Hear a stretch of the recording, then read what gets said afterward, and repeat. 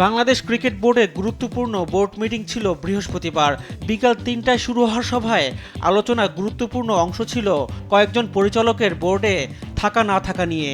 আরও নির্দিষ্ট করে বললে বোর্ড সভায় অনুপস্থিত থাকা পরিচালকদের ভবিষ্যৎ নির্ধারণ। তবে বিসিবি সভাপতি বোর্ড সভা শেষে জানিয়েছেন দুই পরিচালক তাদের পদ থেকে সরে দাঁড়িয়েছেন।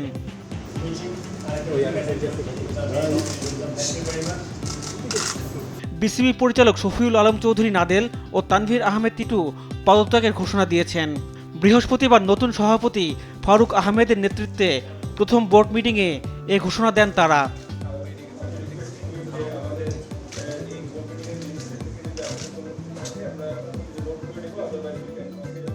নাদেল বিসিবি নারী বিভাগের চেয়ারম্যানের দায়িত্ব পালন করেছিলেন।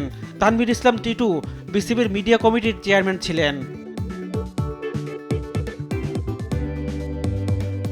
এদিকে বিসিবি সভাপতি নিশ্চিত করেছেন টানা ৩টি বোর্ড সভায় উপস্থিত না থাকলে গঠনতন্ত্র অনুযায়ী পদ হারাবেন পরিচালকরা।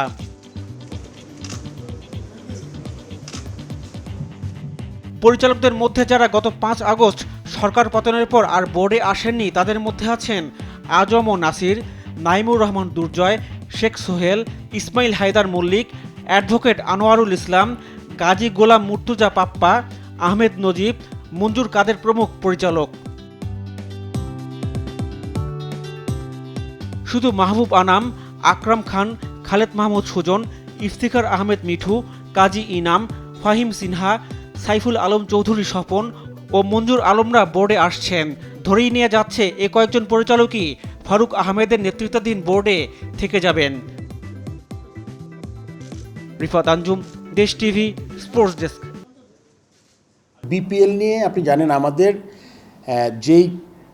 যারা এখন আমাদের বোর্ডেও নাই তারা কিন্তু আপনাদের তাদের বেশ কিছু টিমও ছিল। আপনি জানেন যে premier league, first division, second, third division সব টিম ছিল। ওই টিমগুলো কিন্তু ক্ষতিগ্রস্ত। আমরা চাই প্লেয়াররা যাতে ক্ষতিগ্রস্ত না হোক।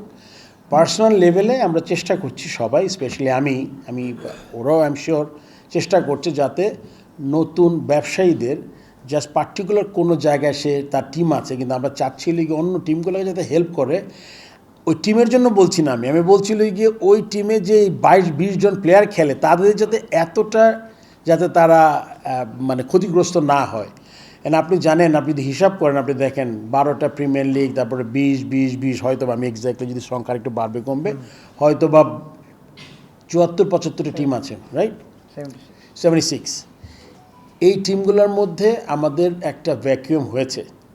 বাট আমি যাদের মনে করেছি যে যেই টিমগুলো একটু অসুবিধা হবে তাদের সাথে অলরেডি কথা বলার চেষ্টা শুরু করেছি আমি। প্রিমিয়ার লিগ তো অনেক বড় বাজেটের টিম হয়, আপনি জানেন।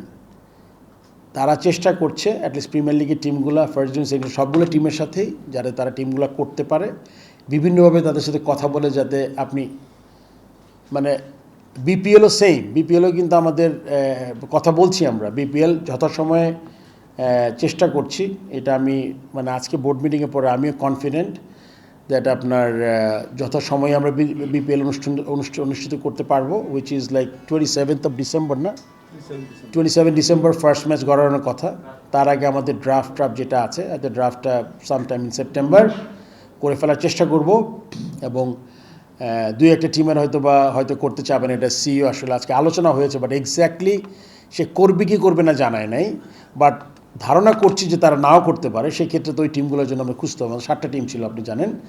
তো আমরা প্রথমে টিমগুলো ঠিক করব যে যারা কোন 7টা টিম, এবং আমি বলেছি আমি পার্সোনালি ইন্টারভিউ করব টিমের ওনারদের, so that we want to see some good people around, যারা শুধুমাত্র করার জন্য করা না, যাতে চিন্তাভাবনা। বাট অনেক সময় হয় কি, বেগার্স ক্যানট বি চুজার্স, মানে অনেক সময় থাকে না আপনার টিম, তখন আপনার মাঝে মাঝে মনে হয় যে আসলে এবার করে নেই, তারপর নেক্সট ইয়ার থেকে ভালো করার চেষ্টা করব।